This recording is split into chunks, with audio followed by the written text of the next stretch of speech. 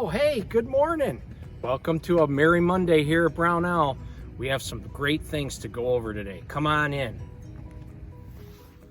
Follow me on in here.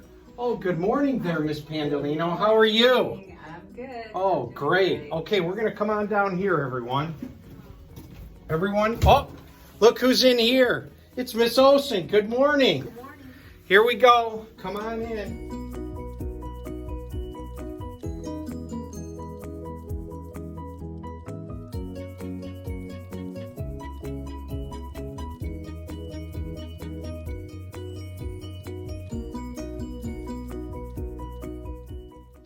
Well, good morning. Welcome to Mr. Rodger's community.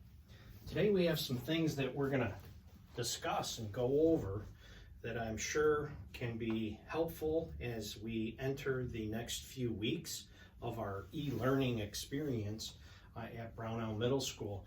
And I just wanted to welcome all of you to this first episode, and hopefully we can have a few things that we'll be able to learn here together as we navigate these totally uncharted waters here at Brownell. My first guest here at Mr. Rodger's community is Baby Bucky, and Baby Bucky has a couple questions.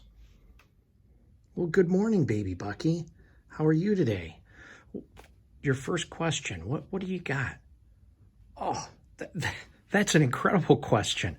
Baby Bucky wants to know, why are we in the circumstance we're in today where we are not attending school as we normally would, and why are we doing this social distancing? Well, Baby Bucky, let me go to the computer and help us out. Is that cool? All right.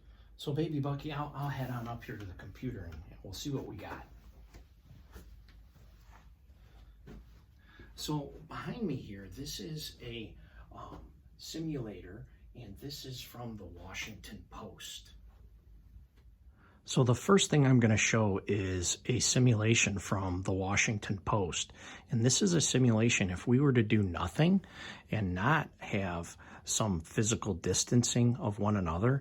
This is an example of a town of 200 people. And so watch what will happen in a town of 200 people.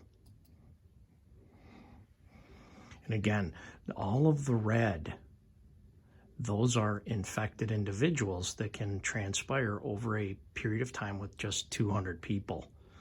And you can see at the top the change over time and how long it takes for individuals to recover, which would be all of the purple. This next simulation simulates the circumstance with what we call social distancing or physical distancing. So watch this simulation in comparison to the first one.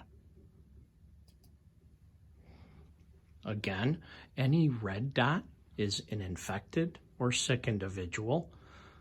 Healthy are the blue, and recovered is the purple. Notice the curve at the top is not nearly as drastic as our first one, where we as a nation do nothing. This ultimately, from a data perspective, this gives us why we're doing what we're currently. Now, this next simulation, this is a simulation of just what if one of every 8 people move about and, let's say, maybe go hang with friends or something like that. So watch the simulation. And this one here is really pretty interesting. And when we think of, oh, I'm just going to go hang out at my friend's house or something like that, look at what could transpire.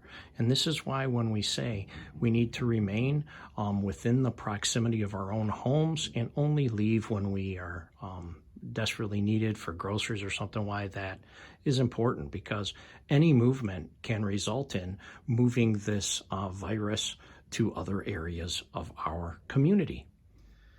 Well, just like Baby Bucky, I'm sure all of you have lots of questions about what's going on. And I want to reassure each and every one of you that the entire staff here at Brownell, myself included and Mrs. McNally, we have one thing that's most important, paramount, and that's your well-being and the health of you and your family members and the community here at Brownell. And so that being said, let's go over a couple things here. Number one, academics. So I think at this time, a lot of us are very concerned about grades. So this is not a time for us to be worried, stressed about earning A's. This is a time for us rather to focus on our own health, focus on our own well-being, and exercise not just our body, but our minds. So what does that mean? That means that we would ask that you make sure that you're using Schoology, that you're using that learning platform as a way for us as a staff to communicate with you, and we'll be providing assignments, activities, lessons through Schoology. The other very important piece here is that you make sure you're looking at and keeping track of your school email. And so that will be another way that we will be disseminating or sending out information to you as a student. And the other part, if you have questions, just like baby Bucky, so if you have questions, you have concerns, you have things that you want to get in contact with us, please email myself, Mrs. McNally, the counselors, Dr. Neforis, Miss Odifer. All of the staff members here at Brownell want to hear from you. We don't want to disconnect from you, but stay connected.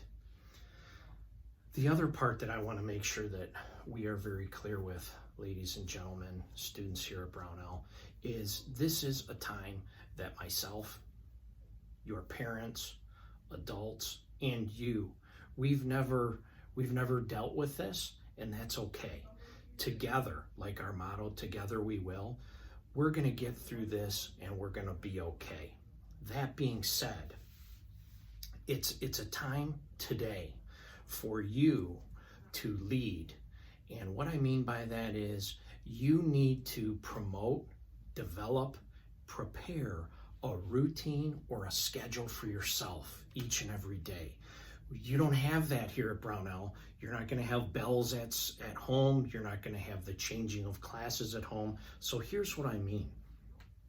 We would like for you, your first assignment, if you will, is to prepare, develop, and create for yourself a daily schedule. Now, what might that look like? Well, obviously, you need breaks. You need a little bit of downtime. You need to also exercise, as we said, your mind and your body so that you can make sure that you're moving forward through these next few weeks and we're making sure we're going to turn out better than we were the day before. So some of the things that might be in there are, how are you going to eat? Healthy, we hope. So developing some of these healthy types of things to eat would be something that you would put into your routine or schedule. We also think that having in your schedule some ways that you can assist your mom and dad, those at home. I'm talking about maybe some chores. What are some things that you can do around the house that can bring that family unit together and move forward in a positive light? The other piece, when we think about time off, free time, this is a time where we think about maybe board games, maybe doing things that don't have us on our device. Things such as puzzles, board games, all these types of things, maybe art, drawing, writing. These things are going to help our mind more than maybe some screen time. The other is that we start to really think about, what is my passion? What do I have in my heart that is going to make a difference to me? Maybe make a difference in the community in which we live. So think about some of those passion style projects and promote those maybe to your parents through maybe a little conversation during meal times. And maybe this can be a time where your passion project can come to fruition, that it can come about, come alive. The other is, what an opportunity for you to journal each and every day about what it's like navigating going through this COVID-19 situation that our country faces. The other part a thought that I have too is that this could be a good time as well, that, you know, there's a lot of individuals in our families, in our communities, whom find themselves in situations where they are quarantining themselves, they can't leave their home, but maybe you could FaceTime them. What a great time to maybe interview a grandparent, see what they're doing, keep their spirits up while not coming into physical proximity with them, but having that social, emotional interaction with them, and having that be part of your journal. Think of these types of options and always think about it and discuss it with your parents before you act on it. The other part that we really want to make sure that you know is this is not a one and done. We're going to be here as a staff, Brownell, for you, for your parents, and we're going to get through this together. So this is the end of my first Mr. Rodgers community discussion. We're going to try to do these as much as we can, so look for them. I'll be posting them on on the school website, tweeting it, putting it out through email and all those other types of sources. So wishing you the very best. We miss you, but we're going to be around.